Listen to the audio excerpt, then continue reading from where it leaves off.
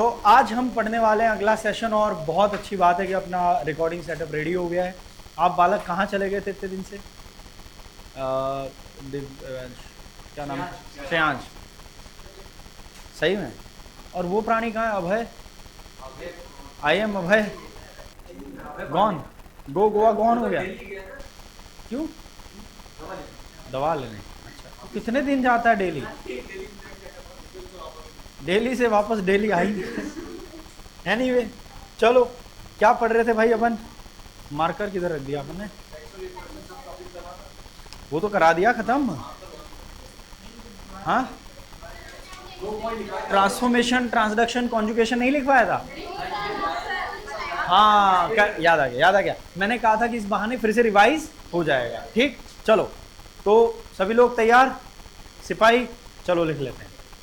तो sexual reproduction in bacteria, ये अपने को लिखना था। तो इसका पहला पॉइंट है ट्रू सेक्सुअल रिप्रोडक्शन एब्सेंट होता है। ट्रू सेक्सुअल रिप्रोडक्शन इनमें एब्सेंट होगा। क्या होगा? नहीं होगा। यानी जो अपन कहते हैं ना कि मेल गैमेट बनेगा, फीमेल गैमेट बनेगा, वो आपस में फर्टिलाइज करके जाइगोट बनाएंगे, वो एब्सेंट होगा। ठीक है, डर जाता हूं मैं, ये क्या आ जाता है? जैसे तैसे रिकॉर्डिंग ऑन करी हमने, हैं? तो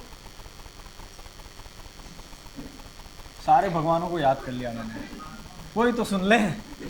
तो सेक्सुअल रिप्रोडक्शन ट्रू वे में एब्सेंट होगा क्योंकि male gamete, female gamete, zygote बनना, ये वाली चीजें, प्रक्रिया इनमें होती ही नहीं है। तो फिर क्या होता है? इनमें होता है आपका primitive sort of sexual reproduction होता है। यानी एक कुछ जुगाड़ सा है, या सेक्सुअल रिप्रोडक्शन जैसा कुछ कह सकते हैं। Primitive sort of sexual reproduction होता है। आई बात समझ में? इसमें कोई दिक्कत अपने को? तो कुछ एकदम अल्प विकसित सा, प्रिमिटिव सा ऐसा सेक्सुअल रिप्रोडक्शन होता है ना? वो भी कैसा? तो उसमें अलग अलग टाइप है, जैसे कि अपन पहले देख सकते हैं अपना ट्रांसफॉर्मेशन। ट्रांसफॉर्मेशन में क्या होता है? Let's see. तो इसमें एक बैक्टीरिया से डीएनए निकलता है और बाय चांस किसी वजह से दूसरे बैक्टीरिया में पहुंच जाता है। सो डीएनए या genetic material from one bacteria is transferred to another bacteria.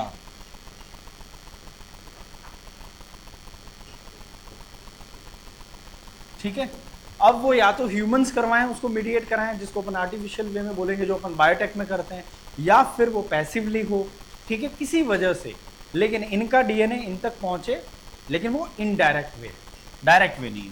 ठीक है, तो अनदर बैक्टीरिया इज ट्रांसफॉर्मेशन। ठीक है, ये है। तो हिंदी में बोलें तो अल्प विकसित लैंगिक प्रजनन होता है, या लैंगिक जनन जैसा कुछ होता है, और सच्चा लैंगिक जनन जो है वो अनुपस्थित होता है। एक बैक्टीरिया से डीएनए, जैसे कि ये आपका बैक्टीरिया है, उसके अंदर ये रहा डीएनए, किसी वजह से ये डीएनए आपका बाहर आया है और ये दूसरे बैक्टीरिया के अंदर चला गया है। ये दूसरे बैक्टीरिया का अपना पर्सनल डीएनए तो था ही, लेकिन ये वाला डीएनए इनके पास चला गया। इसको वाइट से बना देते हैं, है ना, रेसिज्म फैलाते हैं थोड़ा। ठीक, इनका डीएनए येलो, इनका डीएनए वाइट, इधर से डीएनए इधर चला गया। ये है आपका बैक्टीरिया ए, ये है आपका बैक्टीरिया बी। ठीक, ये है ए, ये है बी, इधर से डीएनए इधर चला गया। ठीक, कोई दिक्कत? लिखो इसको जल्दी से।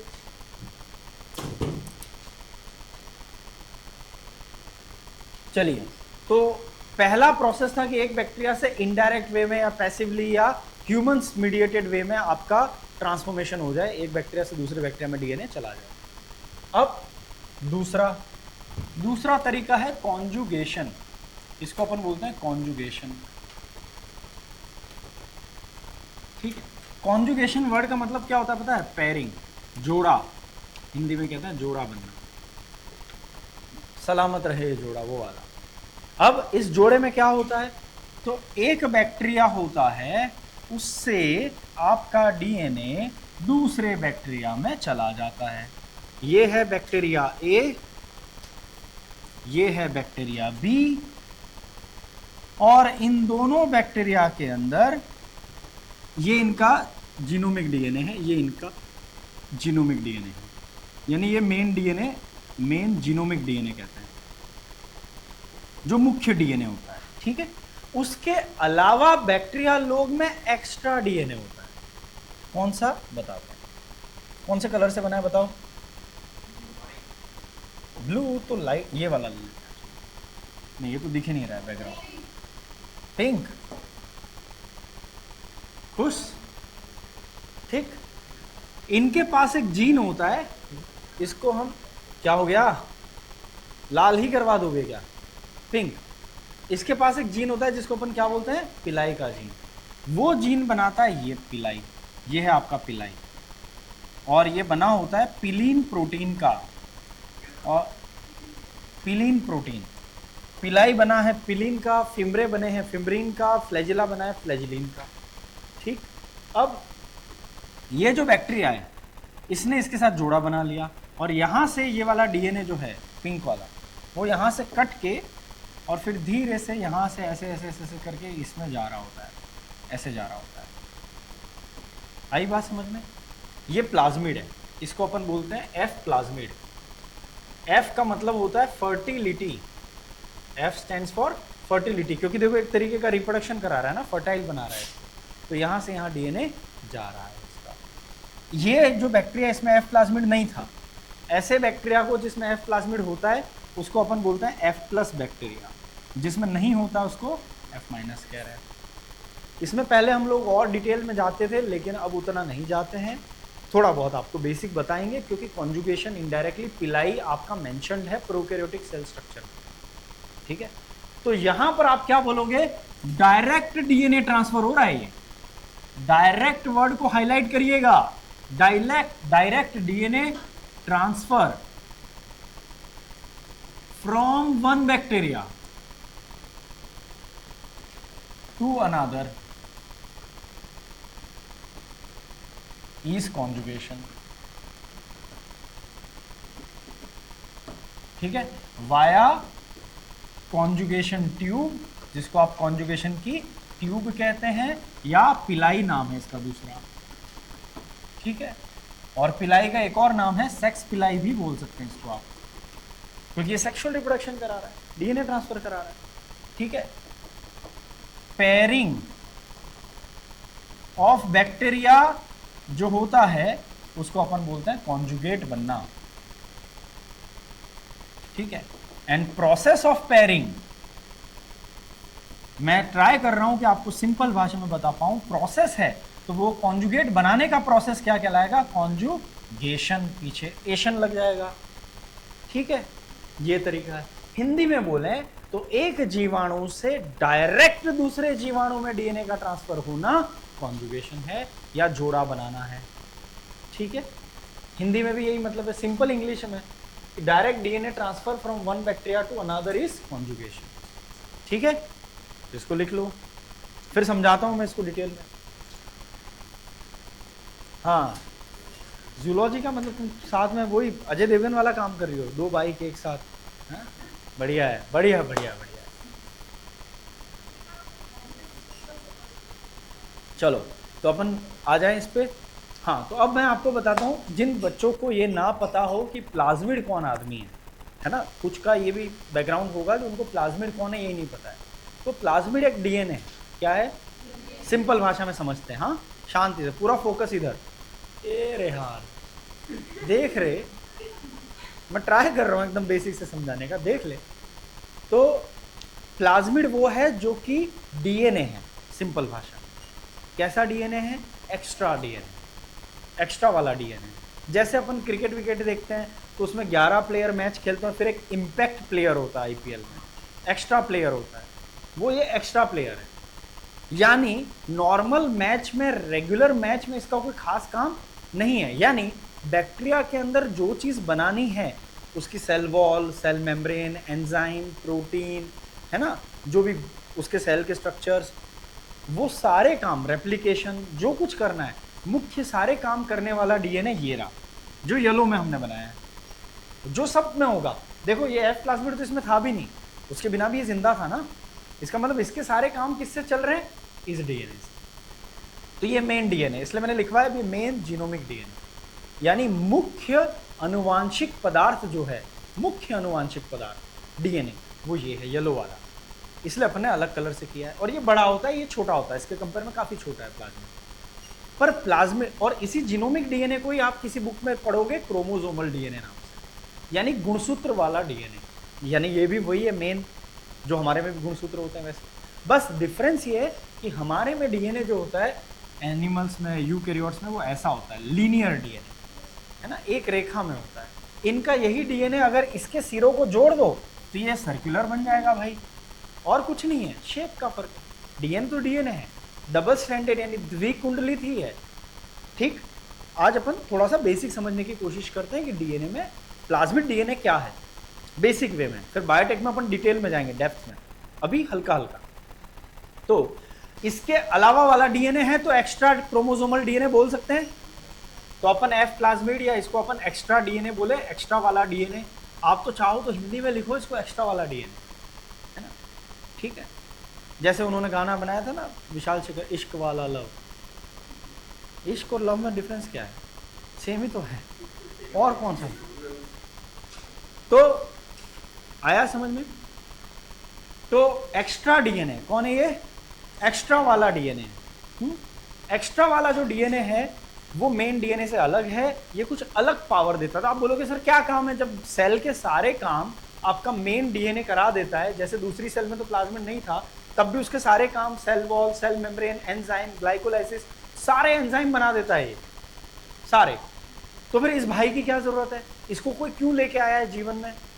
तो ये एक्स्ट्रा वाला जो है ना वो स्पेशल डीएनए, जैसे कि एफ प्लाज्मिड में एक कैरेक्टर है स्पेशल, क्या, F for fertility, F for fertility. ये फर्टिलिटी या प्रजनन में मदद कर रहा है, क्योंकि इसके ऊपर एक जीन था पिलाई का जिसने पिलीन प्रोटीन बना के अपना डीएनए यहां से यहां भेज दिया। ठीक, ऐसे ही कुछ प्लाज्मिड होते हैं जिनका टाइप होता है आर प्लाज्मिड, जो अपन बायोटेक में पढ़ते हैं। आर प्लाज्मिड का मतलब होता है रेजिस्टेंट प्लाज्मिड, वो एंटीबायोटिक के खिलाफ आपको रेजिस्टेंस देते हैं, जैसे पीबीआर 322 में हमने पढ़ा था, है ना, जो टेट्रासाइक्लिन रेजिस्टेंट है, एम्पिसिलिन रेजिस्टेंट है, ऐसे दवाइयों या एंटीबायोटिक के खिलाफ रेजिस्टेंट जीन रखते हैं प्लाज्मिड, और उससे उनको फायदा होता है कि कल को आपको इस बैक्टीरिया का माना कि इन्फेक्शन हुआ जिसमें प्लाज्मिड है, और माना कि उसमें आपका कोई एंटीबायोटिक है एजिथ्रोमाइसिन, उसका रेजिस्टेंस दिलाने की क्षमता है, तो अब वो बैक्टीरिया आपके शरीर में गया, ग्रो हो रहा है, आप बीमार हुए, आप डॉक्टर के पास गए, आपने जाके उनसे एंटीबायोटिक मांगे, उसने एजिथ्रो लिख के दे दी, आपने एजिथ्रोमाइसिन खाई, लेकिन बैक्टीरिया को असर ही नहीं हुआ। बोलो क्यों, क्योंकि वो उसके पास क्या है, प्लाज्मिड है जिसमें ऐसा जीन होगा जो कि एजिथ्रोमाइसिन रेजिस्टेंट हो। यहां नहीं है, ये मैं समझा रहा हूं उस केस में, ठीक है। ये तो एफ प्लाज्मिड है, इसमें मत लिख देना, नहीं तो बोलोगे गलत पढ़ा गया यार।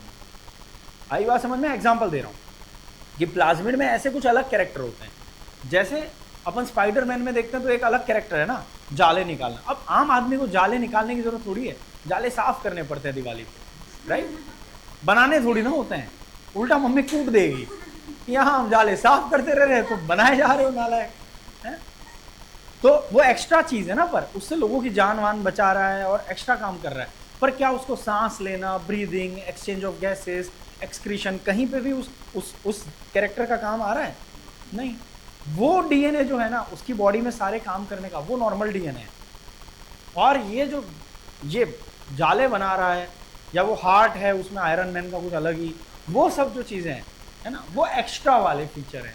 वो सुपरमैन उड़ रहा है अलग से कच्छे पहन के, वो सब चीज़ें क्या है, वो सब चीज़ें क्या है, एक्स्ट्रा वाली है, वो सुपर पावर है, नॉर्मल पावर नहीं है। नॉर्मल आदमी को जो पावर चाहिए या जो जीन्स चाहिए वो इसमें है, वैसा है। तो ये वैसा वाला डीएनए होता है जो एक्स्ट्रा कैरेक्टर देता है कुछ, जो किसी एक्स्ट्रा सिचुएशन में काम आता है, एक्स्ट्रा ऑर्डिनरी कंडीशन में, राइट। नॉर्मली उनकी जरूरत ही नहीं है।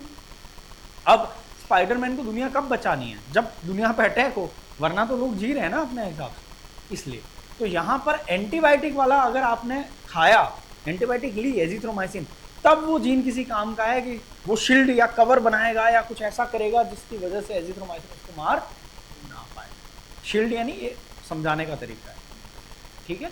तो वो कुछ ऐसा करेगा कि वो एंटीबायोटिक के खिलाफ उसको, बैक्टीरिया को बचा ले। तो बैक्टीरिया को फायदा अलग टाइप का होगा, नॉर्मल काम नहीं है वो, तो एंटीबायोटिक खाओगे तब काम आएगा, राइट।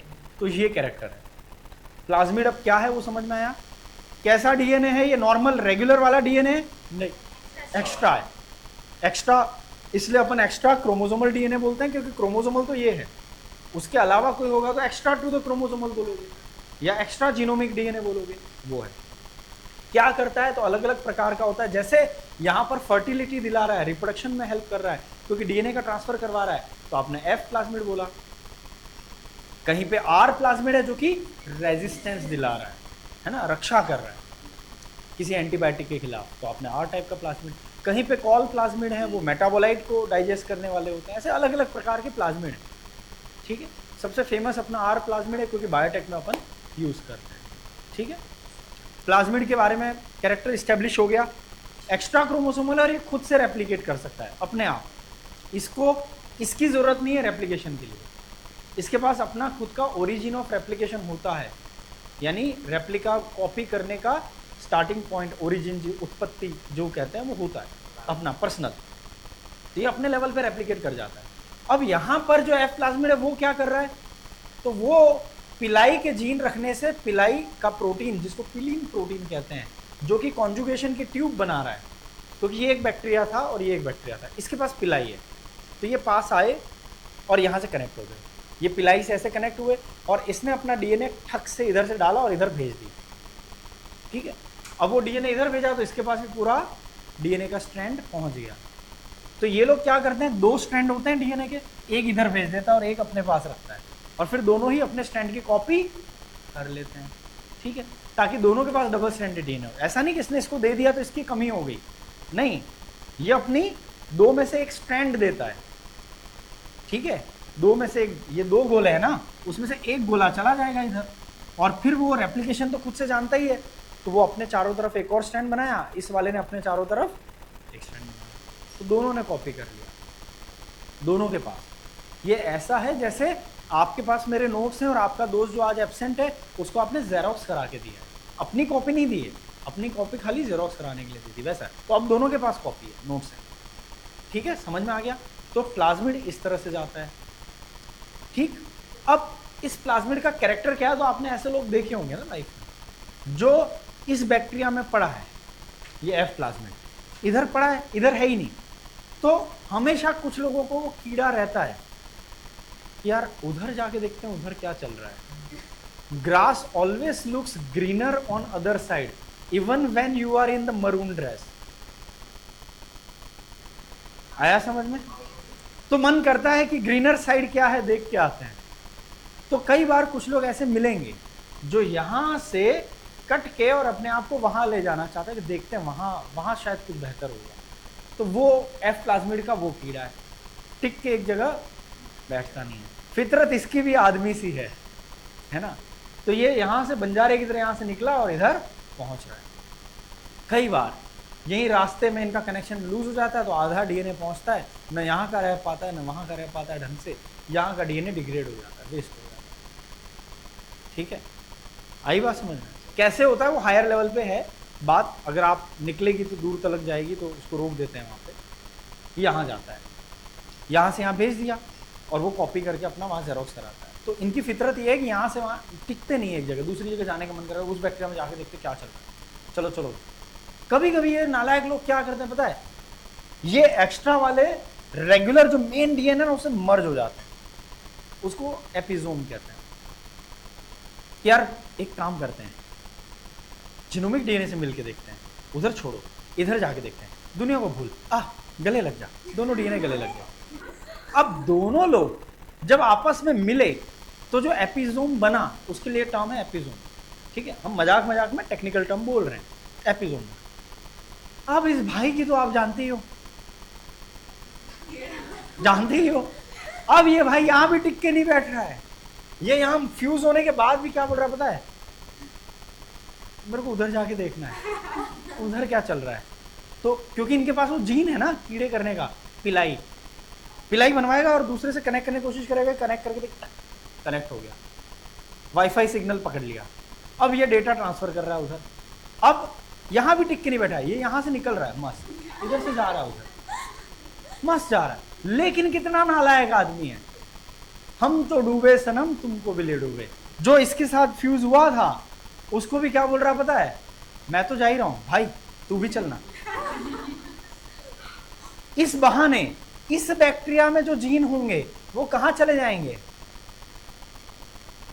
इधर का माल उधर कर रहे हैं। ये है रिप्रोडक्शन। खुद तो जा ही रहा था, दोस्त चलना उधर जाके देखते हैं यहां क्या रखा है। तो पहले तो उससे दोस्ती करी, फिर खुद भी गया, उसको भी ले गया कि चल भाई तू भी चल। ये वाले काम है प्लाज्मिड के। अब और क्लियरली समझ में आया कि एफ प्लाज्मिड कैसे बिहेव करता है, कॉन्जुगेशन क्या चीज है, पिलाई क्या चीज है, पिलाई के थ्रू क्या हो रहा है, कॉन्जुगेशन वर्ड का मतलब क्या है, सब कुछ अपन ने ट्राई करा है एक आसान भाषा में समझाने के लिए, क्योंकि यहां इतना डिटेल में नहीं दिया है, लेकिन सेल स्ट्रक्चर के अंदर पिलाई का मेंशन है। और पहले जमाने में तो ये सारे सवाल आते थे, उल्टा ये HFR सेल बोलते हैं, वो सारे सवाल भी आते थे, high frequency for recombination and all. तो वो तो अभी मैं उतना डिटेल में नहीं ले जा रहा हूँ। क्रॉस के क्वेश्चन आते थे कि F+ का क्रॉस F- बैक्टीरिया से होगा तो रिजल्टेंट प्रोजेनी क्या होगी, ऑल F+, इस टाइप के क्वेश्चन आते थे। क्या पता कब वापस आ जाए, हम नहीं जानते। तो मैं हल्का फुल्का तो फिर भी आपको बता दिया हूँ। जिसको लग रहा है ये ज़्यादा है, हाँ ये बहुत कम है, इसके आगे जेनेटिक्स है जो आपको MBBS में पढ़नी है, क्योंकि ये बैक्टीरिया की जेनेटिक्स है जो MBBS में माइक्रोबायोलॉजी में डिटेल में जाके पढ़ना पड़ेगा, टेंशन ना लो। तो ये तो अभी शुरुआत है, बहुत बेसिक। इसी को आप प्रोजेनी बोलते हैं, फिर दोनों को आप रिजल्टेंट प्रोजेनी बोलते हैं, ऐसा है। ये पैदा नहीं हुआ उससे, पर आपने जेनेटिक मटेरियल ट्रांसफर करा है तो ऐसे वे में बोला जाता है नहीं उसका बच्चा, है ना, लेकिन उसने अपना DNA ट्रांसफर करा है, ऐसा है। ठीक है, आया समझ में? हाँ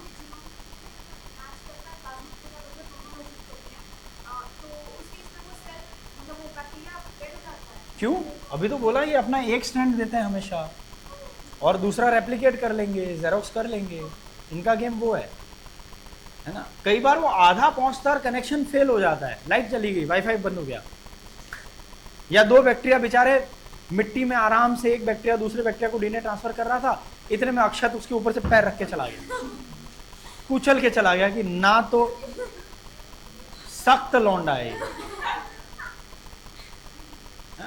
इंस्पायर्ड है उनसे, ना तो ना होने दूंगा, वो वाला है।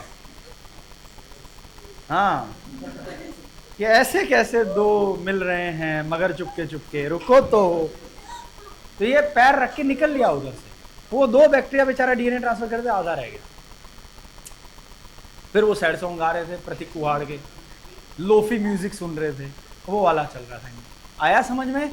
Is that clear? तो कॉन्जुगेशन में कोई लफड़ा, सिंपल।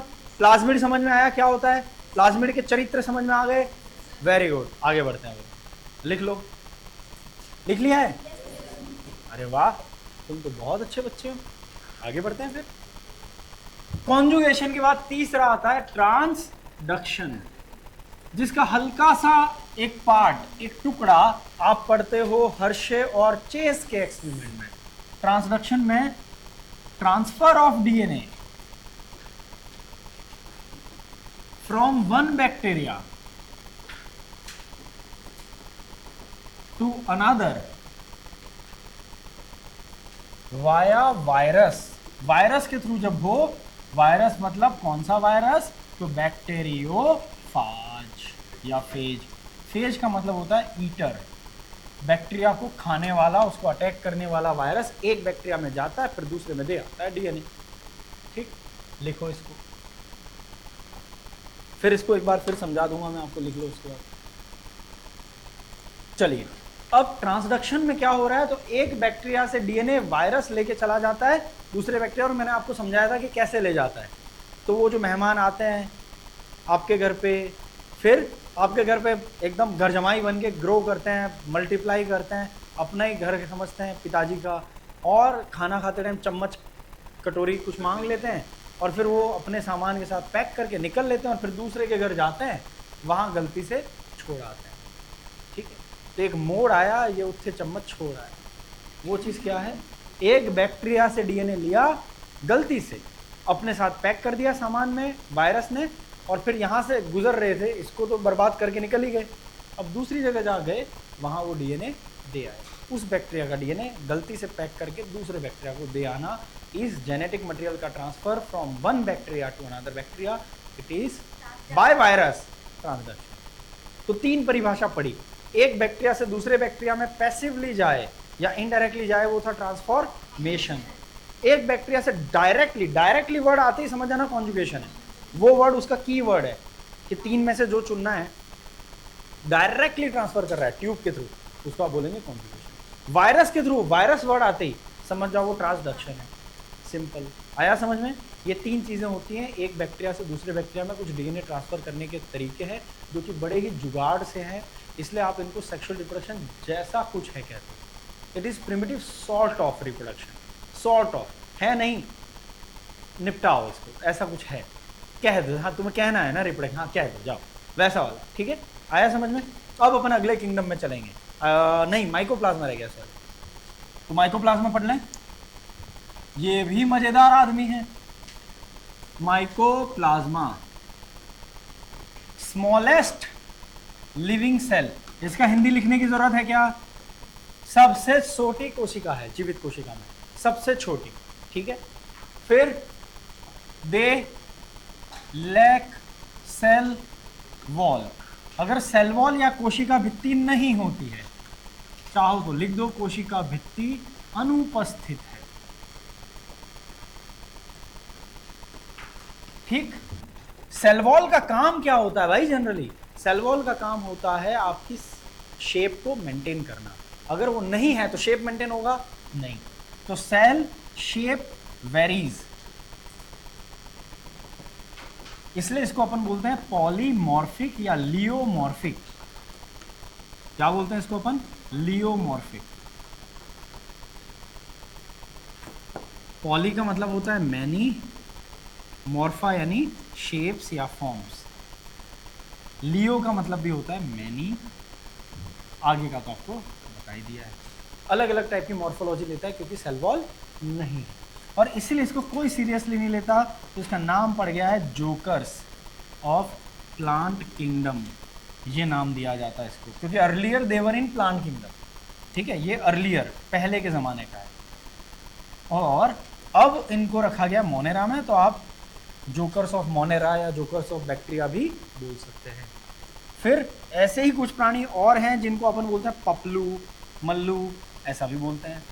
इसका फुल फॉर्म है प्लूरो न्यूमोनिया लाइक ऑर्गेनिजम्स, और दूसरे का नाम था मल्लू का molecules like organisms. Pleuro pneumonia कौन होता है? तो प्लूरो जो है वो लंग्स का फ्लूइड है, फेफड़ों का द्रव्य है। ये उसमें इन्फेक्शन, न्यूमो वर्ड का मतलब होता है वही चेस्ट इन्फेक्शन। तो लंग्स के फ्लूइड में मिले थे और चेस्ट में इन्फेक्शन करते हुए मिले थे, इसलिए इनका नाम न्यूमोनिया लाइक ऑर्गेनिज्म है। और मॉलिक्यूल्स भी वैसे ही ऑर्गेनिज्म होते हैं जिनमें सेल वॉल नहीं होती है। इनका एक और नाम है bacteria with their quotes of, कहाँ लिखें? यहाँ लिख दें, bacteria with their quotes of.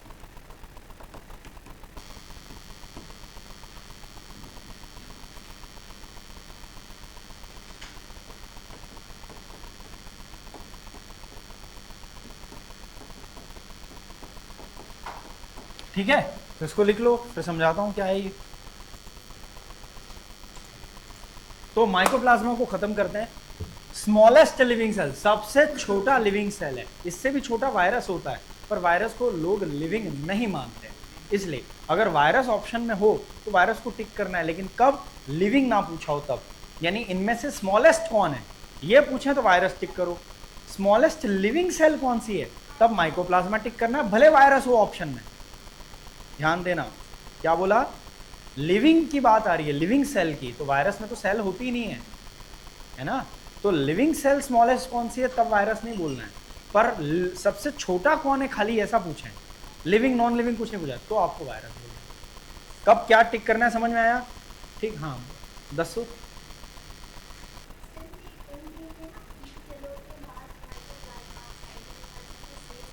तो मैंने भी तो वही लिखा है,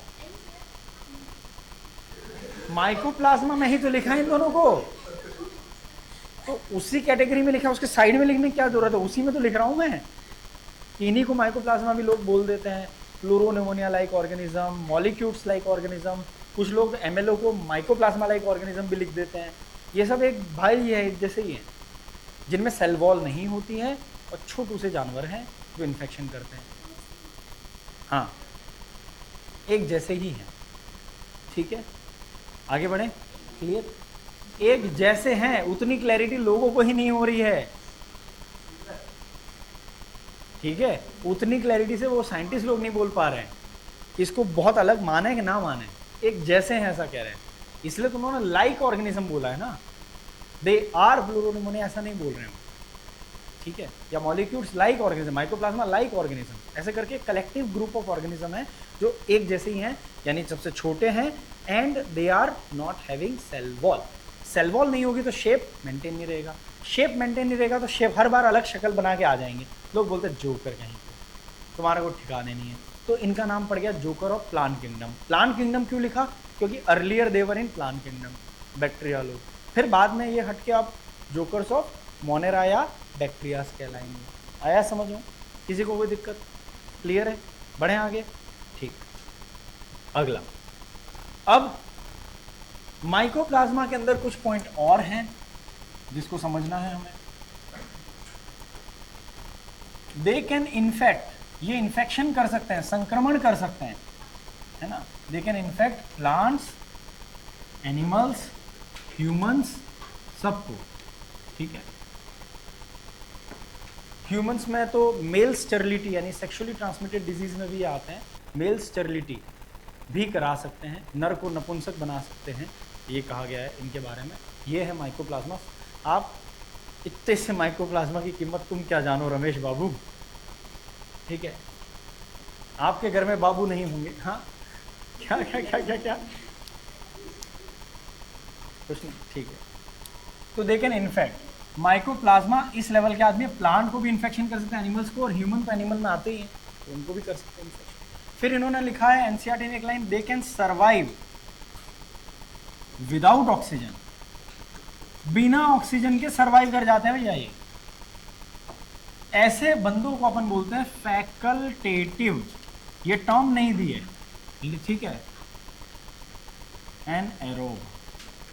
फैकल्टेटिव आपके लिए नया शब्द हो सकता है, तो इसका मतलब ये होता है, हाँ ऐसे लिखना, जैसे फिजिक्स में लिखते हैं अपन, फैकल्टेटिव इज इक्वल टू कभी कभी from equation 1, replace the value of facultative from equation 1।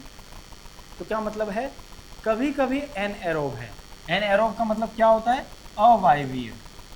लिखा है उसका मीनिंग, ये रहा, बिना ऑक्सीजन के कभी कभी जी लेते हैं। अब मैंने इतनी क्लैरिटी क्यों दी? क्योंकि कभी कभी जी लेते हैं, नॉर्मली ऑक्सीजन चाहिए भाई साहब को, ठीक है, कभी कभी नहीं। तो लोग क्या इंटरप्रेट करते हैं कि mycoplasma can not survive with oxygen, because NCERT लिख रहा है they can survive without oxygen, है ना। तो बिना ऑक्सीजन के जी लेते हैं, इसका मतलब ऑक्सीजन के साथ नहीं जीते होंगे, मिथेनोजन की तरह होंगे। नहीं, मिथेनोजन ऐसे हैं जिनको ऑक्सीजन दोगे तो मर जाएंगे, उनको ऑक्सीजन नहीं चाहिए, they are strictly anaerobic, strictly anaerobic. उसके लिए टर्म क्या बताई थी? Obligate anaerobe. ये लोग फैकल्टेटिव एनारोब है। फैकल्टेटिव वर्ड का मतलब है कभी कभी, परेशान नहीं होना इस नाम से, सीधा कभी कभी से रिप्लेस कर दो शब्द को और फिर पढ़ लो वापस से, कभी कभी एनारोबिक, यानी मेनली एनारोबिक नहीं है, मेनली क्या है? एरोबिक है, ठीक है। यानी यहां पर मीनिंग भी लिखो, मीन्स मेनली एरोबिक, यानी ऑक्सीजन चाहिए लेकिन नहीं होगी तो चलेगा भाई को, फ्लेक्सिबल नेचर के हैं कि चाहिए ऑक्सीजन पर नहीं होगी तो चला लेंगे यार, अपन इतना रिजिड नहीं, वैसा है, वो लिखा है एनसीईआरटी में, ठीक है, तो इसको गलत इंटरप्रेट ना करें, और ये टर्म पूछी जा सकती है क्योंकि उसी की डेफिनेशन दी है तो उसकी टर्म तो पूछ सकते हैं, वो आउट ऑफ एनसीईआरटी नहीं है। फैकल्टेटिव एनारोब कभी कभी बिना ऑक्सीजन के जीते हैं, इनको ऑक्सीजन चाहिए, मेनली तो इनको चाहिए, मुख्य रूप से चाहिए, चला लेंगे, ठीक है। और कोई दिक्कत? उनमें वो रेस्पिरेशन चलेगा, वो मोड बिना ऑक्सीजन के जो एनारोबिक कंडीशन में रेस्पिरेशन का मोड चलना चाहिए, वो पॉसिबल है इनमें? ग्रेट। तो अब चलते हैं अपन, क्या है, ठीक, हाँ, अब क्या समस्या है?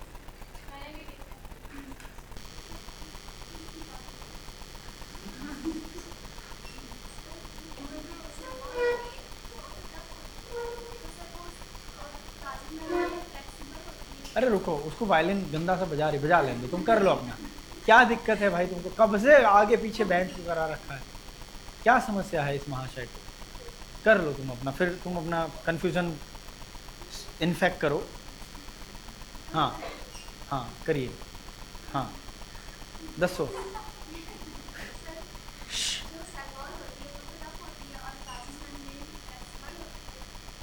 फ्लेक्सिबल, हाँ ठीक है, हाँ फ्लूइडिक होती है, हाँ। ये कौन चिड़िया लेके बैठा है भाई?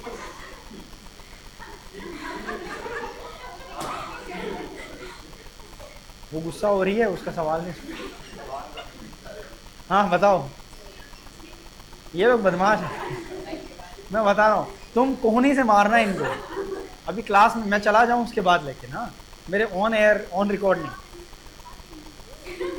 अरे ऑफ कैमरा, हाँ बोलो तुम अभी सवाल दसो।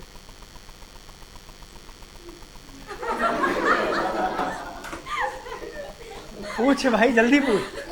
सेल वॉल जो है वो रिजिड होती है और सेल मेम्ब्रेन फ्लेक्सिबल होती है, तो पूछना, कहना क्या चाहते हो भाई? परमिएबल होती है मेम्ब्रेन, हाँ membrane, cell membrane. Cell wall तो फुल्ली परमिएबल है, सेल वॉल नहीं रोकती है, सेल वॉल बस साइज को रोकती है। नहीं, वो सॉल्यूट्स या सॉल्वेंट्स के लिए फुल्ली परमिएबल है, बस साइज मैटर करती है। क्या मैटर करता है? साइज, साइज डज मैटर, वो पूरा अलाउड है, हैं? क्या चल रहा है भाई तुम्हारा? रुको तुम, ऑफ कैमरा, तुमसे मैं मिल रहा हूं ऑफ कैमरा। रुको, अक्षत ना, इनडिस्ट्रक्टेबल ना, हाँ रुको रुको, इसको आज डिस्ट्रक्ट करके रखते हैं, रुको। हाँ, तो सेल वॉल में ऐसा रहता है, मैंने तुम लोग को तो पढ़ाया भी है, नालायक लोग, ऐसा सेल वॉल ऐसी रहती है, तो इसमें ये पोर्स रहते हैं। अब आपका मॉलिक्यूल का साइज अगर बड़ा है तो वो इससे पास नहीं हो पाएगा, अगर छोटी साइज है तो वो चला जाएगा, वो किसी के लिए सेलेक्टिव नहीं है। आप हाइड्रोफिलिक हैं, हाइड्रोफोबिक हैं, आप पानी है, लिक्विड है, आप जा सकते हैं। सेल वॉल छोटे मॉलिक्यूल्स को नहीं रोकता है, बड़े कणों को रोकता है, बड़ी चीज़ों को। छोटी चीज़ों को रोकना है या सेलेक्ट करना है, वो नेचर ने जिम्मेदारी दी है अगले दरवाजे को, जिसका नाम है सेल मेम्ब्रेन। क्लियर अब बात? ठीक, बढ़े आगे, चलिए। तो अब आपको मैं क्या पढ़ाने वाला था? Protista, yes. तो ये आपका माइकोप्लाज्मा फिनिश। अब हम चलेंगे प्रोटिस्टा। एक किंगडम खत्म हो गया। प्रोटिस्टा में आते हैं आपके यूनिसेल्युलर यूकैरियोट्स। इंट्रोडक्शन इनका कर लेते हैं। हिंदी में बोलेंगे एक कोशिकीय यूकैरियोट होंगे।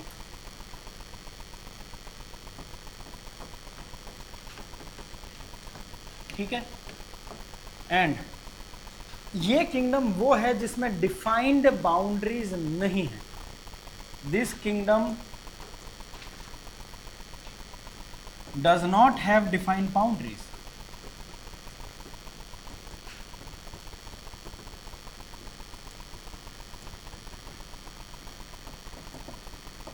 हिंदी में बोलें तो इस जगत की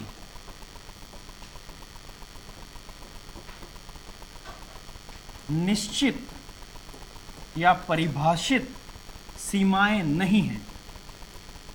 सीमाएं तो सचिन की हैं, सॉरी, नहीं है। तो इस जगत की निश्चित सीमाएं नहीं है, कोई निश्चित बाउंड्री नहीं है, क्लियर कट नहीं पता हमें। ऑल्दो हम कह लेते हैं कि ये यूनिसेलुलर यूकैरियोट है, पर फिर यूनिसेलर यूकेरियोट तो यीस्ट भी था, वो कहाँ बैठा है? फंगाई में, है ना। ऐसे ही इनमें स्लाइम मोल्ड्स होते हैं जो कि एसेल्युलर होते हैं, हिंदी में बोले तो अकोशिकीय हैं। तो आप तो यूनिसेलर कह रहे थे, वो तो एसेल्युलर है। तो आपकी डेफिनेशन पूरी तरह से, कानून जो है वो लागू ढंग से नहीं हो रहा है, इसलिए आपकी जो लाइंस है ना, बाउंड्रीज है, वो थोड़ी सी ब्लर्ड है ना, वो बहुत ही परिभाषित वे में नहीं है, बहुत ही निश्चित रूप से नहीं है, डिफाइंड नहीं है करेक्ट वे। इससे पहले कोई कहे सर डेफिनेशन है तो सही ये वाली, ये है लेकिन ये डेफिनेशन भी फुलफिल नहीं हो रही है ढंग से। इसलिए जैसा मैंने आपको एग्जांपल दिया यीस्ट का या स्लाइम मोल्ड का, आई बात समझ में। इसलिए इनका कोई कैरेक्टर क्लियर नहीं है। सारे फोटोसिंथेटिक होते हैं, आप ये भी नहीं बोल सकते। सब में सेल वॉल होती है, आप ये भी नहीं बोल सकते। सारे शिकारी या प्रीडेटर होते हैं, आप ये भी नहीं बोल सकते। सब में सिर्फ इसी टाइप का मोड ऑफ न्यूट्रिशन होगा, वो भी नहीं बोल सकते। यूग्लिना में मिक्सोट्रॉपिक होता है, मिक्स न्यूट्रिशन होता है, क्या बोलो। यूग्लिना में सेल वॉल नहीं है, प्रोटोजोआ में सेल वॉल नहीं है, डायटम्स में सेल वॉल है। किस पे डिफाइन करोगे? ये सारे पानी में पाए जाते हैं ऐसा भी नहीं है, जमीन पे भी पाए जाते हैं। कि एक्वेटिक ही हैं सारे? नहीं, मोस्टली एक्वेटिक हैं, पर कुछ टेरेस्ट्रियल भी हैं, मॉइस्ट कंडीशन में भी होता है। तो आप किसी एक ढंग से एक लाइन पे इनको डिफाइन नहीं कर पा रहे। और किसी एक साइंटिस्ट के लिए, एक प्रोटिस्टा जो फोटोसिंथेसिस कर रहा है, तो एक साइंटिस्ट को लग सकता है इसको देख के कि यार ये फोटोसिंथेसिस करने वाला प्रोटिस्टा है। दूसरा साइंटिस्ट उसको देखेगा ना, तो बोलेगा नहीं नहीं नहीं नहीं, ये तो प्लांट है, मैं तो इसको आल्गे में रखूँगा। जैसे कि एग्जाम्पल के तौर पे क्लोरेला, क्लेमाइडोमोनास। अब क्लोरेला और क्लेमाइडोमोनास टेक्निकली पूरे कैरेक्टर ग्रीन आल्गे के रखते हैं, यानी प्लांट किंगडम में रहना डिजर्व करते हैं, और पहले थे भी। लेकिन 5 किंगडम क्लासिफिकेशन के हिसाब से वो कहाँ आ गए? प्रोटिस्टा, क्योंकि वो यूनिसेलुलर यूकेरियोट। तो किसी साइंटिस्ट को लगा कि नहीं यार इनको वहाँ से निकाल के यहाँ रखना चाहिए क्योंकि ये तो यूनिसेलुलर है। हम उस परिभाषा के आधार पे भले ये फोटोसिंथेसिस कर रहे हैं और आल्गे जैसे ही फीचर हैं, फिर भी हम प्लांट किंगडम में ना रख के कहाँ ला रहे हैं? प्रोटिस्टा में। दूसरा साइंटिस्ट कह रहा है नहीं नहीं यार, मैं संतुष्ट नहीं हूँ, मैं सेटिस्फाइड नहीं हूँ, मुझे तो ये भाई साहब प्लांट में ही अच्छे लगे, ये वहाँ होने चाहिए, तो तुमने गलत ला के रख दिया। ये आपस में ही लड़ रहे हैं साइंटिस्ट लेवल पे। तो एक वैज्ञानिक को लग सकता है कि ये प्रोटिस्टा है जो खाना बना रहा है, दूसरे वैज्ञानिक को लग रहा है नहीं ये प्रोटिस्टा नहीं, ये प्लांट ही होना चाहिए था, आल्गे होना चाहिए। तो ये टाइप का लेवल का द्वंद्व है, इस लेवल का डिस्कशन है। इसीलिए अपन कहते हैं ये वो किंगडम है, 5 किंगडम में ये वो किंगडम है जिसमें निर्धारित सीमाएं नहीं है, एकदम निश्चित रूप से, विशिष्ट रूप से कोई सीमाएं नहीं है। क्या ये बात समझ में आई रेहान जी? ठीक, तो लिख लेते हैं। बिकॉज, ऐसा क्यों बोलते हैं अपन? Because of photosynthetic protist for one scientist may appear as plant, जिसमें भी algae आप कहना चाहते हो, to another scientist। और इसको अपन हिंदी में बोले तो क्योंकि इसकी निर्धारित सीमा नहीं है, क्योंकि किसी एक वैज्ञानिक के लिए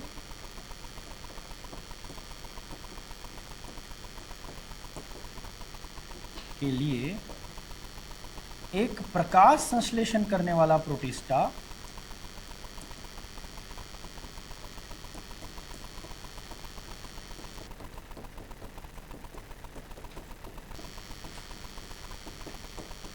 किसी दूसरे वैज्ञानिक को क्या लगेगा? ये दूसरे वैज्ञानिक को,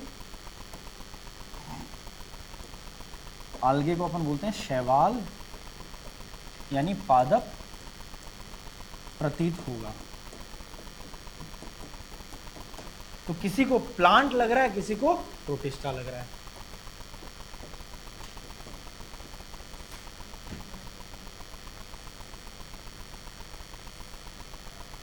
ठीक है, लिख लो।